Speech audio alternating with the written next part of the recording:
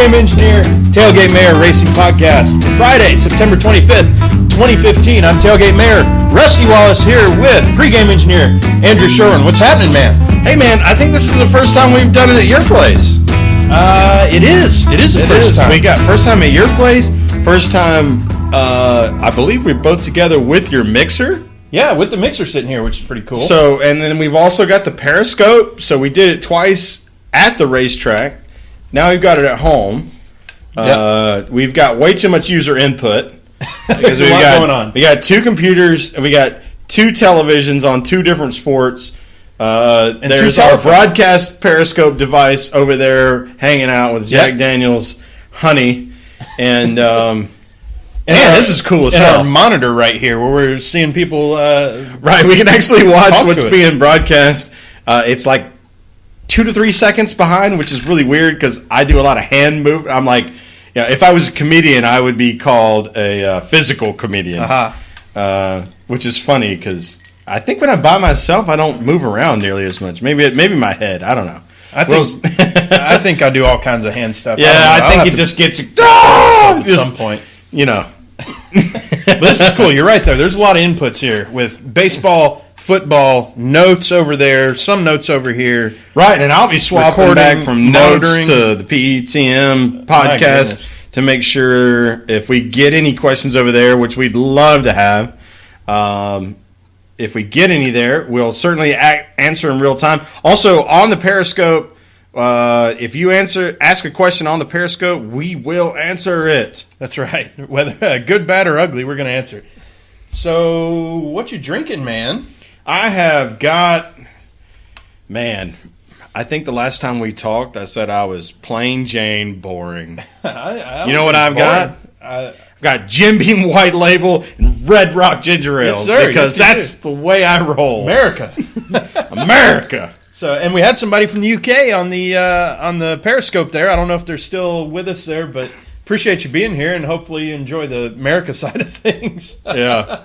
What do you got? Well, I ran out of Jim Beam and horse hockey. Horse hockey, I know. And so this is totally un-American. I have Crown Royal Black, America's hat. Yeah, America's hat. Canadian whiskey here, mixed with Coca-Cola. What happened was I ran out of it, and I've had this thing of Crown Royal Black sitting on the bar for. I blame Serena. That's a good blame. Love you, babe, if you're watching the Periscope. But it's been sitting there forever, and I finally decided, all right, it's time just to get rid of this thing. I'm going to go ahead and drink it. And I had a drink of it, and I didn't really like it straight up. So I said, well, I don't know if this is expensive or what it is. I got it for free. So I ended up she left earlier. You're safe for now. Good deal. So I got it for free, and I said, you know what? Heck with it. I'm getting rid of this thing. I'm drinking it mixed with Coca-Cola. Whether that's good or bad, we're sitting here in Atlanta, so that's good enough. Doing a little microphone adjustment there. Yeah, sorry. That sound probably came over. It's all good. Yeah. Man, it's good to be back. It's been 2 weeks. I went on vacation. I went on a cruise. Thanks for joining Ephemeral I can't talk. Sorry. Thanks for being here. Yeah. So for the folks that have normally been listening to the podcast, we're doing the Periscope thing. We actually now have visible to us who is joining and who is talking, et cetera, that we didn't have at the racetracks at Bristol and Darlington. So if we jump the shark there and answer a Periscope question or two or acknowledge someone having joined, just try to roll with us. Yeah, and feel free to cuss me out on the podcast Twitter handle at PETM Podcast. That's right. We'll see where we get with that. But it's good to be back, man. It's been a couple weeks. We didn't took do one 2 last weeks off. It felt weird. It did feel weird. I feel really good being back in the saddle now. And earlier today, we were sitting there on the couch watching TV, and I'm like, man, I don't know. I'm not feeling it. And then I went and got the mixer. You just do it anyway. It's like going to the gym or something. Like, all right, just go. And just like being in the gym, once you start, you're like, all right, I'm feeling good. This is perfect. So I'm feeling right at home, right in the saddle again. Yeah, well, I definitely am too. And I don't want to go ahead and look right at the camera and cheers anybody. Cheers, everybody. That's going to download this or maybe watching now. We appreciate you. We enjoy doing this very much. This is number 18. And that's hard to believe, considering it took us almost 6 months after we decided we wanted to do this to get started. So, cheers. PETM Podcast, Pregame Engineer, Tailgate Mayor, coming at you. We're going to bring you some Chase stuff. We're going to talk about cheaters. We're going to talk about some news at Pocono. We're going to give you our picks. And even though I haven't planned what I'm going to talk about, I'm going to bring you something that's not NASCAR. I just have to figure out what it's going to be. Yeah, we'll get there eventually. So, starting at the top, man, you took a note. So you took a note, and I was we're sitting here laughing. You took a note, and I was. You said, I don't know, I don't want to say that necessarily as the title, but I said, well, we got to say it anyway. And you wrote right there, Periscope people, if you're looking, it's right there written. It says, Harvick wears diapers. Yeah. What's that all about, man? Well, so, yeah, if you've been following NASCAR his whole career, 14 years, then you know that Kevin Harvick is very passionate, but he has the tendency to go to the extreme on both sides of the sword. And what you have to do when you're in, I'm not going to say we're media, but we're fan media in a lot of ways. And you cannot lay directly on the sword. You have to fall to one side or the other. And our side is, or at least my side, is Harvick's immaturity. So I say Harvick's wearing diapers. He's acting like a baby in this whole Jimmy Johnson situation with the cut tire. So let's back it up. Tell us what happened. Okay, because I've been on a cruise with the family and all that. Dad's 60th birthday, parents' 40th anniversary. Had a great time. We went up in the Northeast, saw all the lighthouses. Yeah, tell us about that. You know what? A lot of people don't realize there are cruises up into the Northern Atlantic, myself included. Until Rusty said he was going on one, I'm like, well, I guess that kind of makes sense. Well, I mean, myself included, until people said, we're doing a cruise Northeast. You want to start out in New York? All right, whatever.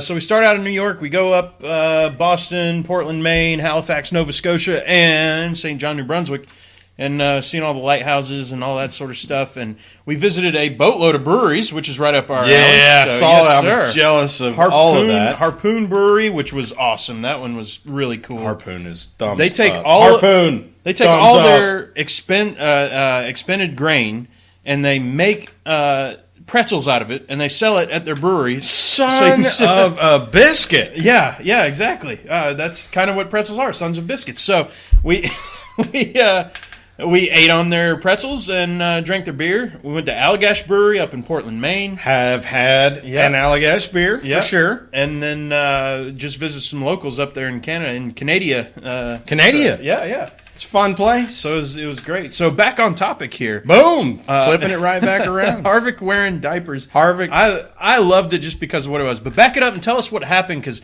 I've been on the cruise. I was able to watch football. I watched the Georgia Tech games, of course. I watched Falcons, but I missed 2 races in a row now. I'm dry as a bone, man. Oh, wow. Okay. Well, I know. We're going to leave Richmond alone. So, F Richmond. We'll leave that alone just because I don't remember enough details for it to matter. That's okay. But Chicagoland. Okay, so midway through the race, we get a restart. Jimmy Johnson gets whole shot with a push from Joey Logano underneath Kevin Harvick, the inside row 1 leader.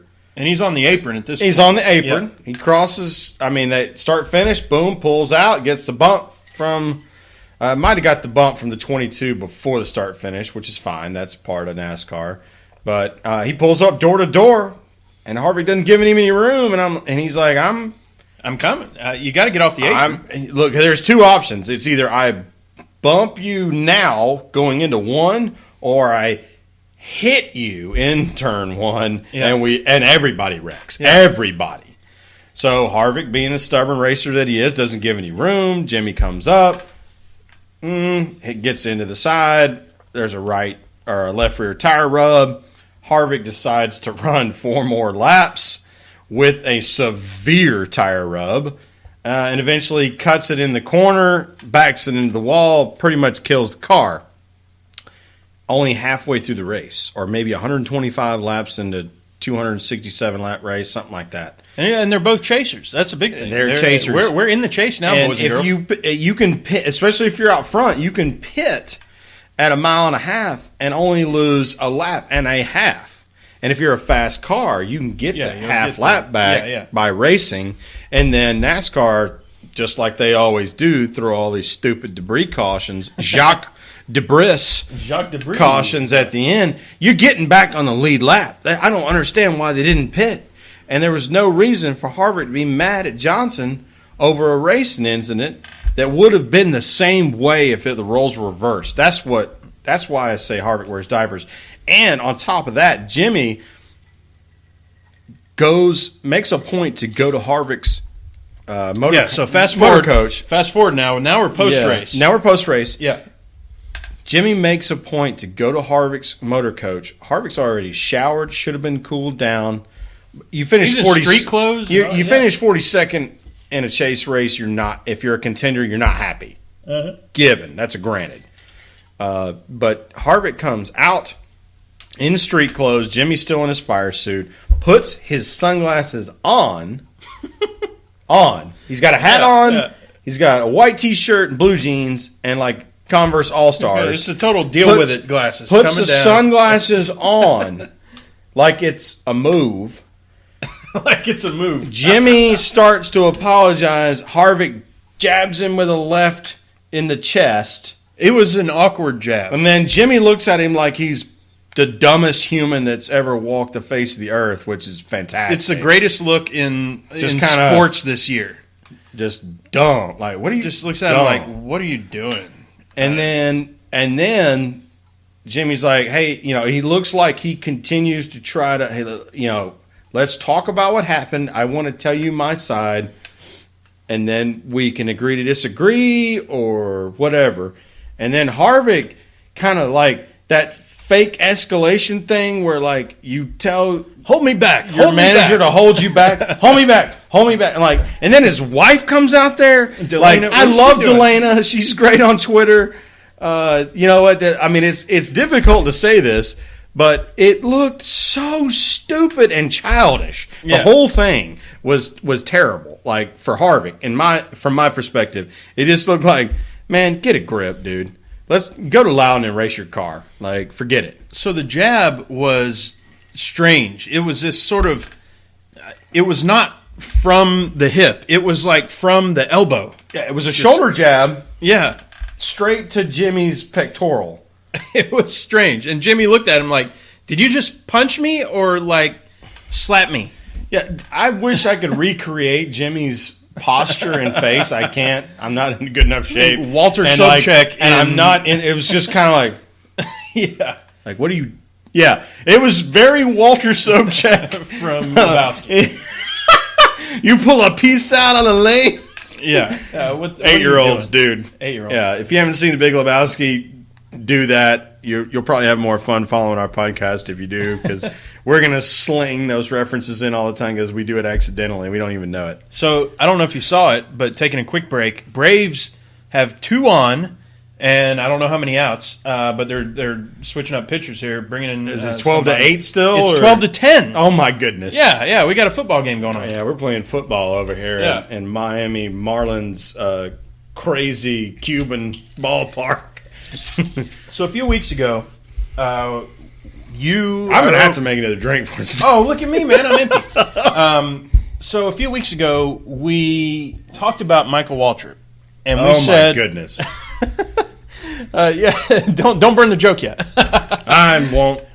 But we talked about Michael Waltrip, and we said, what is Michael Waltrip's legacy? I'm pretty sure I don't know what I said at that point, but hopefully it's congruent with what I'm saying now, because I believe what I would have said was 2-time Daytona 500 winner and just bringing a lot to the sport with his racing team, with everything that he started, with being on the broadcast and all that.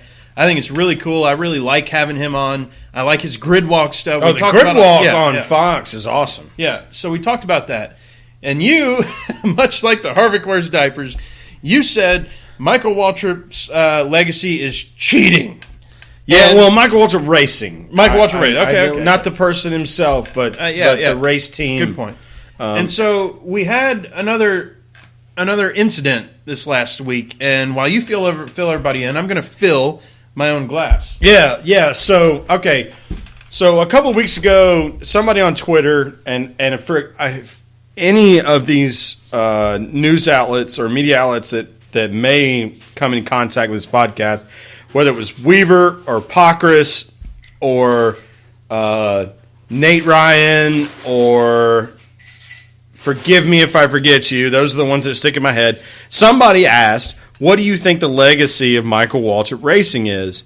And I sat there for a couple minutes and I thought about it. And my reaction on Twitter, you can go back and find this, is cheaters. And that stems from when they first showed up at Daytona with rocket fuel in their carburetor, to the deal at Richmond. And now we're left with trying to figure out what in the heck happened at Chicagoland with the truck arms on Clint Boyer's car. And trying to figure out what advantage you might gain from building in flexible mounts for the truck arms, and why you would be willing to take that risk given the history of the team. It just doesn't seem like it's an appropriate risk, and I don't know at a high speed track, flexible truck arm mounts means you're only doing two things there, as far as I can tell as an engineer. You're either dropping the rear end under aero pressure, or in centrifugal force, you're pushing the rear end to the right to get side force. And I just don't understand why you'd be willing to risk that given your history. My reaction was, come on, man. Yeah, I mean, come on, man. Like, I wish I could say it like Chris Carter on NFL Sunday. Yeah. Like, come on, man. Like, it just doesn't seem like an appropriate risk.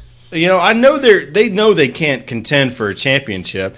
All they're trying to do is maybe make it to the next round and get a little bit more media exposure. But why risk cheating? Why risk going out as – what's the last thing you remember out Michael Waltrip Racing?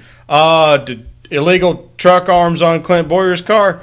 That doesn't sound good. Yeah, and so to round out the story, they penalized him 25 points, which was exactly how many he had after Chicagoland. So he's at 0 right now, last place in the chase. He finished 44th in a 43-man race. Yeah, and it's a shame because, I'm kind of rooting for him. I love Clint Boyer. This is why I'm so mad. That's why I'm so mad at Richmond.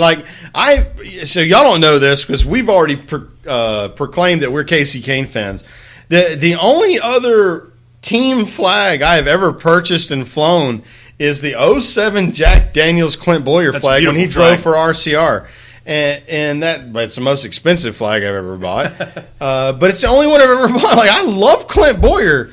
And so this is why I get so frustrated, or I have been so frustrated over the last couple of years, especially after that 3-win year Clint had when he first went to Michael Waltrip to drive that 5-hour energy car and just was kicking ass. Yeah. Yeah, and so that was the come on man deal of the week. Yeah, I don't know if we have to pay Chris Carter, but if we could clip that and have a come on man moment, he's the one that we should do. So the question I brought up to you, and I had no motive. What was weird was I asked you the question earlier today before I even thought about the answer. I didn't ask you with any ulterior motives or anything, but I said, let's back this up. Who in the organization would have known about this? Oh, yeah. And we said, okay, there's definitely one person who knows it, and that's a person who did it, right? And so just so y'all know, again, we're talking about an adjustable piece on the car that is not supposed to be adjustable. Right. That's a major deal. We probably didn't get into this. We just said truck arms, just thinking that everybody that hears this is going to understand what that means. The truck arms is the trailing arms that support the chassis and the rear axle. So it's the part of the chassis that actually connects to the rear axle.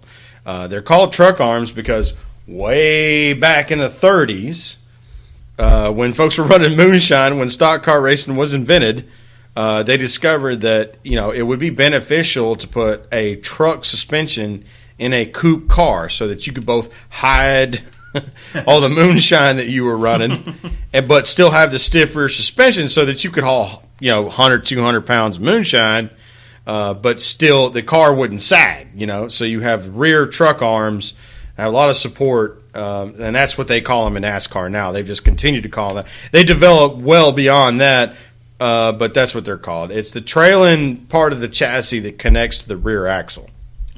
So it's an adjustable part that shouldn't be adjustable. Right. Which means somebody had to put it on there. The mount. This isn't an accident. This isn't. Oh, sorry, it was right. It was out of line or whatever. We messed something up. This is intentionally somebody did something here, and so he knows about it. So we have one guy. We know this guy knows about it.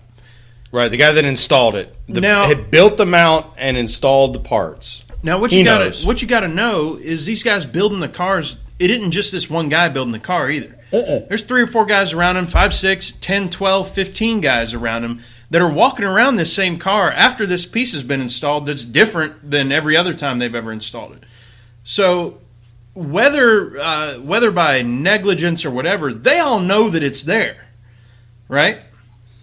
Yeah, it's kind of like collateral damage. Right. Like, you know it's there because, okay, let's just say you're the hang the body guy. When you go to push on the car and it moves differently than the last time you hung a body, you go, something's different. Yeah, yeah. Because in those cars, you feel that. Like, when you watch these guys on a flat plane can push a car with one finger because of how slick it rolls, you feel everything when you work on a car. Like, you're putting the nameplate decal or you're putting the extra I just won another race decal on the car and it rolls a little different, you know something's different about that car. And that's if he's blind. If he's not blind, he can see the thing. Right. You know what I mean? Right. So so after that, okay, so all these guys know about it. That means somebody higher up knows about it. Somebody had to tell this guy today. This guy ain't just doing it. So the crew chief knows about it. The crew chief, without a doubt, knows about it. So the crew chief he's the master of this car, right? I mean, he should know every nut and bolt that's on this car, and there's no rogue pieces because he's inspected the thing, right? Or he's planned the design. Like, right. If he's and these guys are sharp, they make a crap load of money. They probably project manage better than you and I do because they make 10 times the money that we do. Right. And like, they probably have a line item that says when to put the illegal truck arm mounts into the car. Right. You know, and they've got MS Project, and then in there it says the project plan. And this is where, in the project plan it says on Tuesday before the Chicagoland race, we put the illegal mounts into the truck arm. Like, it's that specific. And if you don't think it is, y'all, I'm gonna tell you, like, I work on. I'm working the hygiene industry. I provide materials that go into diapers, tampons, and pads and all that stuff. Yeah, giggle it up. Giggle it up, folks. Giggle it up. Giggle up. I deal in your messes, but I like that. It's just line by line. My projects are line by line, but I got that thing scheduled out to what's happening Tuesday at 5 p.m. Okay. So if you don't think a NASCAR crew chief that's making over $1 million a year knows exactly what's going on with the car he has to, that he's going to try to win with, you are outside your mind. And if you think a NASCAR driver who's going to get in a car the next thing and go 200 miles an hour in a car that's got some new crap in it that he doesn't know about, you are outside your mind. Everybody knows about what's going on with that car. And so that's that was the next piece I was going to say. So we know. Sorry to cut you off. No, it's good. The guy who did it knows. His friends who are working on the car knows. Crew chief knows. That means the driver has to know. They're not all keeping some secret. The driver has to know because he's got the accelerator on the mat, and I just about said the F word. He's got the accelerator on the mat going into turn 1 as fast as that thing will go at Chicagoland. You got that long, weird-looking dog leg. He's at 202 mile an hour going into turn 1, and he's fixing to lift and put his left foot on the brakes. And if he doesn't know what that car's going to do or what it's supposed to do, he's going to wreck it. Right. So the driver knows. If all these guys know, Michael Waltrip knows. He's got touchdown Jesus going on right now. I mean, come on. Come on, Hey, man. Chris Carter, come on, man. Yeah. You don't think all these guys know? Let's not pretend. We're not Tammy from Auburn or Cheryl from Alabama or whatever the Paul Feinbaum idiots are. Like, you got to know. Like, everybody on the team knows. They know this stuff. And so when they get cracked on by a NASCAR, it should be understood. Now, here's where the problem is that NASCAR builds in so much doubt about their decision making based on what they do on game day, on race day, the decisions they make in race, whether it's restarts, whether it's cautions, XYZ, other stuff that I can't remember right now. They build so much doubt into our minds that we go, oh, yeah, there's no way that Jeff Gordon knew about the T-Rex car in the All-Star race in 98. Horse hockey. And other things that horses do. And that car was legal, wasn't it? Legal by the rule book. Yeah. Oh, And if cool. y'all want to know what was so illegal about it, just if you're curious, if you're scientists or engineers like we are, they actually extended the rear truck arms beyond the rear axle and put the springs rear of the axle. And NASCAR was like, no! But they kicked everybody's butt that day. And we saw that car in Yes, Charlotte. we did. That was really cool. In the Hendrick Museum. That was really good. Yeah, and they only ran that in the exhibition race, didn't they? So 98 All-Star race. Yeah, they didn't. They were not allowed. Pretty much everybody agreed you should not try to run. Well, this now car anymore. what happened was they kicked everybody's butt in the All-Star race, and NASCAR looked underneath that car and goes, no. Nikes. Stop. Shut the front door. We do not want to do springs mounted off axle. Yeah. And ever since then, that's been 17 years, the springs are still centered. Springs and shocks are still centered over the axle. That was the first stock car to show up at the racetrack with the springs and shocks actually mounted aft of the rear axle. So let's close that one out, man. I love Michael Waltrip and what he's doing. We've already talked about his facilities Willy Wonka stuff. I almost said, man, I went to that restaurant across the street and I was like, I want to go. Yeah. I was like, holy cow, there's MWR. Like, why didn't in Mooresville? It looks beautiful. It's not, obviously don't have as much land as Hendrick. Yeah. But it looks beautiful. I was like, I want to go in there. But and Clint Boyer, when hell parties, it raises Clint Boyer as when Dale hell Jr. parties, said. here's what y'all need to know about Dale Jr. Dale Jr. has been known to have a pretty decent time and enjoy life. His anthem, if you will, or moniker for Clint Boyer is, when hell parties, it raises Clint Boyer. Right. Think about that one for a second. I think we've talked about it before on the podcast, but yeah, that absolutely. So love Clint Boyer, love Michael Waltrip, but you better find something to talk about because I'm fixing to make. But drink. come on, man, you know what I'm saying? Yeah, I mean, why? Why do you have to cheat? Yeah, I don't understand. yeah. So the next thing we're talking about is Chicago and what happens. So if you want to try to make a drink right quick, I will try to fill about 45 seconds of time. You want to talk about Denny Hamlin's perseverance? I'm going to talk about Denny All right, Hamlin. cool. Yep. I'll go make a drink. So on the last podcast, if I remember correctly, if it was the last one, it's been so long, I don't even remember what's going on anymore. Go make a drink. Because I'm going to need you here in a minute. Oh, yeah. Sorry. We talked about Denny Hamlin had played basketball. He had busted his ACL again for the second time. Different knee, though. Different knee. Different knee. Yeah, it was left the first time, right second. Oh, great. Just got to round it out so you can walk straight, I guess. Yeah. I don't mean that in a cynical way like I just said it. I was just trying to be funny. But so Denny Hamlin with the busted ACL, and he's going to race for the rest of the year on this busted ACL and then get a surgery postseason. And I had asked Sherwin, I had said in the podcast, I don't know anything first person about ACL injuries, and I Sherwin do. did. Sure, I do. So I It's had a asked Sherwin mustache about it. ride. Yeah. So Sherwin had talked about it a little bit, and sure enough, we come around to, what was that? I guess that was next week, 2 weeks, whatever it was. And first chase race, Denny Hamlin wins Yeah. at Chicago. Chicagoland.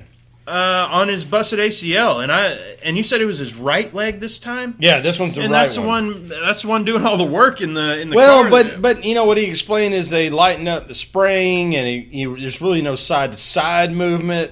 He said, like that's what we talked about in the last podcast. Yeah, it was side to side. Yeah, that's like exactly if you right. had to swap between the clutch and the brake and all that, and how much pressure you have to apply on the brake, and is it a distraction? Absolutely, because he gets out of the car, I'm sure he's swollen up a little sore. But he's very lucky that it was the gas pedal, considering he's got a chance to win the title. Yeah. And he started it off the best way he could. So I thought that was really cool of somebody to do that, and you're raising your glass to it, or maybe raising your glass as in I made a new one. Raising a 3. Cheers to Denny Hamlin. Don't like you, son, but I can appreciate what you're doing. Raising to the Periscopers. Yeah. And I made a new drink, by gosh. Yeah, there you go. We'll take some. Here, cheers. Back Cheers, man. Together, amazing. Boom. Doing this thing in person is so much more fun. We got to find a way to do this more often like this. I'm telling you. This is a blast. So What is this? Oh, never mind. I'm right. he's looking at Periscope trying to figure out what's going on. Dumb land. All right. So- Who are the 3 people? The 3 people that we have connected Well, one on of them's me. Periscope are 2. Here, I can give us some love. Yeah. There we go. There's some Oh man! Who are the other 2? Is it Stephanie and Scott or yeah, let us know if you're on. We'd love to write know. something? Y'all write something. We'll answer questions. So yeah, Denny Hamlin winning. That's we just said it. That was pretty cool. The perseverance and all that. Is he going to have trouble going forward now in New Hampshire? Because that requires a bit more braking. No, because it's his right leg. Okay. So good. That's a good foreshadowing into picks area. Sorry, I went We'll into be talking ghost. I went into Ghostland as I looked at Twitter like yeah. a-hole. Yeah. Sorry, gotta run y'all. back. Doug Godwin, I appreciate your star there, your favorite. So yeah. Well, are we already into picks? You want to do picks now? No, we're not there yet. I think you. I thought you went said totally. Let's talk about it. Let's talk about New Hampshire. What's going on? Oh, New Hampshire, golly, Magic Mile. Magic Mile. God, places very, very high on the PETM podcast bucket list, y'all. For sure. I don't know that the dates necessarily align for when it'll fit for our schedule. We would like to do a spring race when we can, but the quote unquote spring race isn't until mid-June, so we'll see if we can get to that one. But I love it. It's a flat 1 mile, y'all. It's called the Magic Mile. It's 4 degrees of banking in one corner and 7 degrees in the other. I mean, it's flat. You want to talk about flat? It's flat. It makes Martinsville look banked. And it's 1 mile, and these guys are doing 130 miles an hour average speed around this thing. It's crazy. And in this part of the year, it's in beautiful southeastern New Hampshire. The leaves are already red and gold and This orange. is the type of camping time. This is we dream camping. of. I mean, oh my God. high temperatures are going to be in the high 60s. Low temperatures are going to be in the low 50s. It's the kind of place where you actually want to have a campfire. You got the fire barrel there. You got some good oak. Don't bring pine. Oh my God. Jeez. Don't bring pine. like the fellas at Bristol in mid-August. God almighty. Burning pine. Just burning pine. Just burning pine. Yep. 85 degrees outside and they're burning pine. Or Goodness. smoldering pine. Or plastic. Burning plastic to go with it too. Yeah, that's good for the lungs. Jeez. Breathe it in. Derail. Goodness. Yeah, so, I mean, I love Loudon. It's one of my favorite races. It's one of those, it's kind of like it's basically a short track, even though it's a mile, because the corners are so slow. And I can't wait to go. So we're looking at, you what wrote on we're your... leading into is, you wrote on your show notes, Penske versus Gibbs. I really think this championship comes down to Penske versus Gibbs. I think it is too, and my I hate it phone's because trying to pretend it's got low battery. Oh yeah. Oh well. If the Periscope goes away, folks, we'll meet you on the other side on the podcast. Yeah. Hey. Last. That's right. I think this chase has come down to Penske versus Gibbs. To be honest with you, I don't think that means that Stewart Haas drivers or Hendrick drivers can't win, but the cars that look fast to me are the 22, and then the 4 at Gibbs, 18, 19, 20, and 11. Yep. Yeah. And all 6 of those cars have performed well at Loudon in recent memory. I think the 2 cars probably performed the best, but Kenseth has won there, Denny's won there. Wouldn't put it. I mean, Carl's on the pole.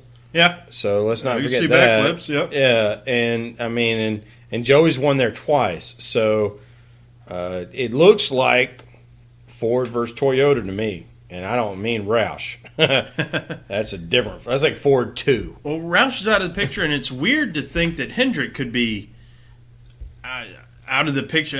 I can't even say it, but yeah. Well, I think Jimmy and Junior perform well enough at these tracks. They'll probably get into the 12. Escape. Yeah, they'll escape. But they're going to need top 10s and top 5s in the next round to even think about the third round. Yeah. So, yeah, I mean, you're right. It's weird that because Roush doesn't even have a shot because they don't have a car in it. Right. And that shows you where they're at. You know, they had 5 cars in the 2004 chase, y'all. And they have no cars in 2015. Yeah. So that's going to bring us to our picks for next week. And before we get to them, you know what we have to hear. Oh yeah, it'll do it. Oh no, maybe it won't. Uh-oh. I tried to do the whatever our deal was. Are you there, on mute or? I don't know what. Oh, you know what? I am. Look at you. You know exactly what's going on. We're doing it again. Here we go. Start over. Sorry, y'all. Start over. Hey, this is amateur radio, y'all. Oh, amateur internet radio. Amateur everything. All right, here we go. We're doing it again. Start your engine! Woo! Best call to fire there's ever been. Yeah, it is.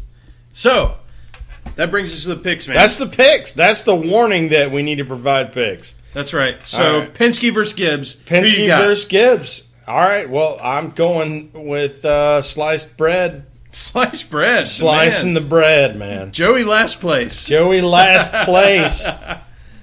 In that Penske Pennzoil Ford, number 22. I'm going last place. It's a good pick, and I'm going Gibbs, man. I'm 2 in a row. Denny Hamlin, 2 in a row on the bum knee. You know what? Actually, I'm kind of jealous. I like it. He's really good at Loudon. So in the pre-show, we talked about this, and we knew we were going to pick Penske or Gibbs because we had Penske versus Gibbs, and I think I gave you first pick though too. And you wanted Joey, and I said I'm going. No, Hamlin I twice. asked you if you were going Penske or Gibbs. Oh, you said yeah, I'm you're thinking right. about I said going Gibbs. You're right. And so You're then right. I picked my driver. No, I changed my history to make it better for me. Yeah, That's what I'm saying. Oh, okay. Well, that's okay. Well, since we do the pre-show, That's right. This is internet radio. So a little bit of news out of Xfinity. So we moved the Pocono race. I already gave away I buried the lead. You buried the lead. We moved Chicago's. Whose race did they steal? It was Chicago. Yeah, holy cow! So the Chicago race that I don't know if it was famous at any point in time, except that Chase Elliott won it last year. The standalone Chicagoland Saturday night Xfinity race has been gobbled up by Pocono. That's interesting. very interesting news. Especially considering they usually do an ARCA race and then a truck race on Saturday afternoon. And those may be out of order. It could be the ARCA goes after in case it gets dark. But Xfinity hasn't raced at Pocono since we've been fans. Yeah. And they may have raced back in the 80s or 90s maybe, but that's kind of a new thing to Pocono. It's kind of polarizing because we've had good truck. We always have good truck races at Pocono. I like watching. The truck race works at Pocono. Yeah, and I love Cup at Pocono. Just because it's so different. I know we haven't had the greatest. Well, it was 2 years ago we had a really good, or maybe last year. It was one of those that was really good. Anyway, doesn't matter. The one that Casey went balls deep on turn 2. Sorry, was that? I'm not going to bleep it out. I'm not going to bleep it out. So bleepery there. Sorry. So that was fantastic. But I've always liked Pocono, but there's some dissenters. There's absolutely dissenters. I think Matt Weaver is amongst that crowd. And I guess I did not. Holy crap! It's 12-11 in this Braves and Marlins game. Oh yeah. Goodness gracious! The football game continues. We're going into the ninth. I don't know if you saw it. Braves had bases loaded with one out, and it was 12-11 in the last inning. Gracious! I didn't bring it up. Yeah, I know it. All right, I'm sorry, y'all. I'm going to bring this thing back on track here. We were in the ditch for a minute, distracted by visual attention. I don't really understand what the issue is with bringing Xfinity to Pocono, why that would be a problem if you were stealing the race away from a short track. Mm-hmm. But they're taking it from Chicagoland, which I can't imagine Pocono not being a better race than Chicagoland. Chicago's just boring, swoop and D-oval. And when they took the Xfinity race away from IRP, Indiana Race Park, used to be O'Reilly Race Park. Now it's Lucas. I got to give Lucas a shout out.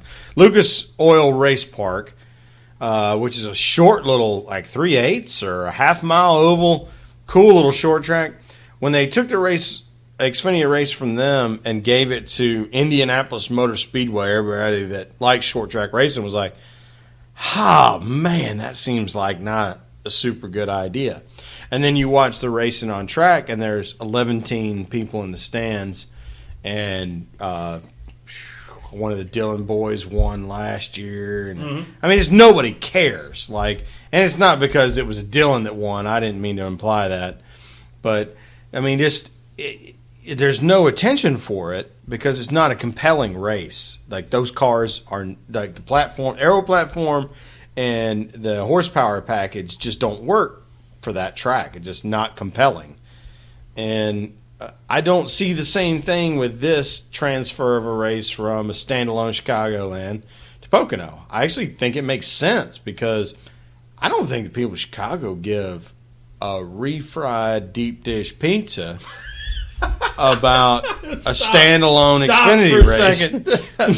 Refried deep dish pizza. Now, see, I've heard you turn that into a cuss word before, and I've ignored it the last few times you've said it. But sometimes a clean version's better. A refried deep dish pizza. Hey, there's a reason why Brian Regan has an audience. Yeah, that was fantastic. That was good ad-libbing. I appreciate that. That was on the spot, too. I did not think about that even. Deep dish pizza. Oh, man. Well done.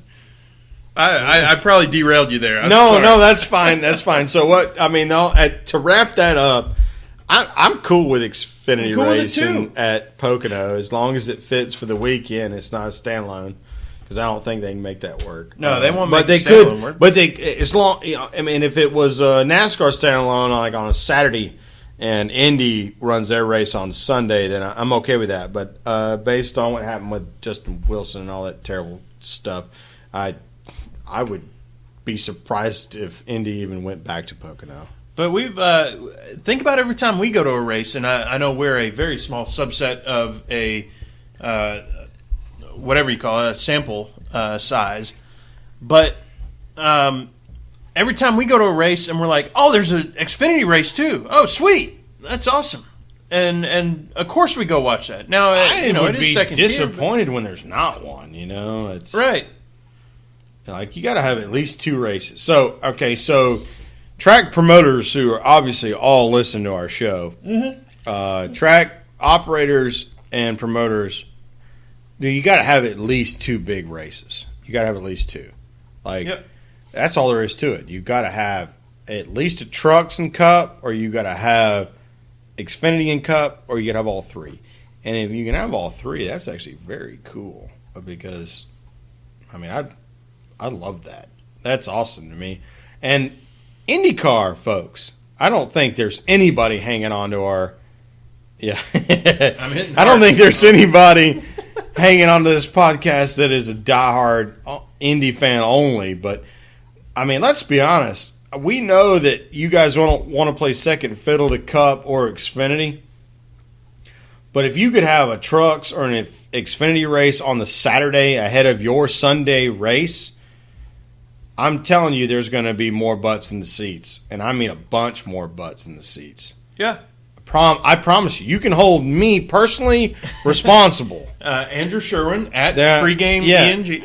Andrew Sherwin at Pregame Engineer, hold me personally responsible that if you hold a Trucks or an Xfinity race on a Saturday ahead of your IndyCar race on a Sunday at an oval, oh man, or a street course, I'll go. There's going to be at least 35,000 people there, guarantee it. Yeah. Guaranteed. Yeah, we're going to go.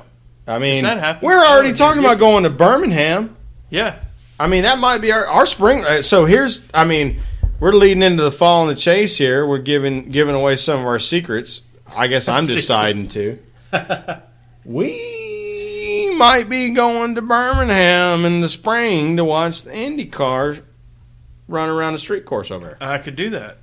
So let's start winding this thing down, man. As much fun as I'm having. How far are we into this? All right, thing? like 47 minutes. That's not bad. No, we're doing good. But we've got a hell of a weekend going on. Oh, heck yeah. Yeah. We've well, your wife's gone. That's Yep, she's doing like she's doing her it. thing. So when the cat's away, the mice play. And we're definitely the mice. Yeah, So we're sitting here at my house and periscoping everybody at my house. And hey. But we've you came over earlier today. We pretty much it's a sign of getting older. Sherwin brought over his laptop and he said, "Well, I'm just going to get over there early because it's some traffic trying to get to my house from his house." There's I ain't trying to fool with rush hour traffic on Friday in Atlanta. Right in Atlanta. That noise. Yeah, that traffic's messed up. So he got here early. We both sat across from each other, writing emails and stuff, trying to end our respective days. And we spent 2:30 to 4:30 directly across from each other doing our respective jobs, right, while enjoying delicious beverages. And so tomorrow, tonight, here we are. We're watching some college football. Oh, the Braves game just ended. Oh crap! Yeah, that's a bummer. Duh. 12-11, we lose. You score 11 runs, you ought to win a baseball. No kidding. And 16 hits to their 20. Jeez. God, sorry we derailed there. It just ended just now. Just now. So, we had somebody say something I didn't see it. Oh, sorry. Say it again. We'll see it here in a moment. And we've got our college football on. Tomorrow, we have our day is completely booked. I mean, you can't even get us an appointment for a 5-minute meeting for just a call-in or something. So we've got tomorrow morning we're going to go play golf. Yes. We're playing golf. I have not played nearly enough golf this year. We are playing golf down in Bandit Land. Right. It's going to be Jonesboro. Jonesboro. We're in Terra. We're playing golf in Terra, also known as Smoking the Bandit territory. That's right. We're going to play down at Lake Spivey. Yeah, looking forward to it. So we've got those tee times. We decided to go on a social media blackout for the entirety of that. Yes, if you want to cuss out the PETM podcast Twitter handle during the hours of, let's call it 9:30 to 5, you can forget about it. Because or just go ahead and do it because we're not. Or gonna do be it, paying yeah, attention. absolutely, do it. But just don't expect me to respond until later tomorrow evening, because we're going to play golf, and I'm not even going to have my phone in the golf cart. Right, I'll have mine for the sake of like telling time or emergencies or something. But social media blackout so we can record the Georgia Tech game.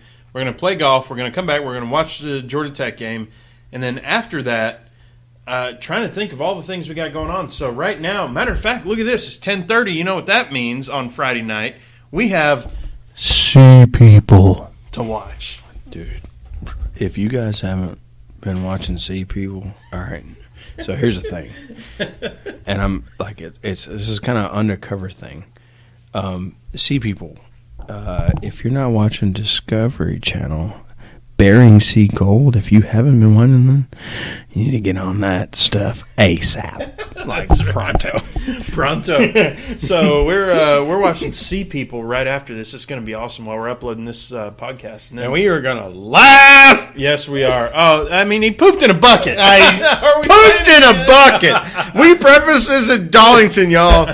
If you didn't start watching this after that, I mean, like, so we watched the promo to that before we even went to Darlington. We watched the first episode, and we've been in this thing on like 5 years now. And I mean, I don't even know. You got to, start at the beginning. Just get on your on demand and just get after it. Yeah. So we've got that. We've what's after that? So somebody got stabbed the first season, didn't they? Yeah. So who knows? Who knows? There's blood every season. So.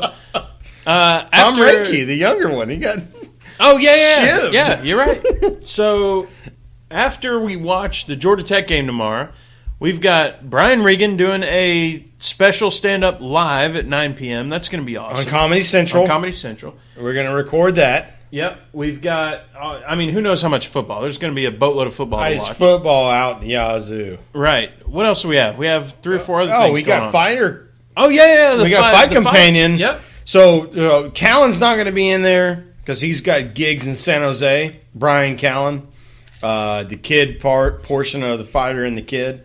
But we've got Joe Rogan and we've got the Fighter, Brennan Schaub, going to do the Fight Companion podcast on Ustream of the fights that are on FS1.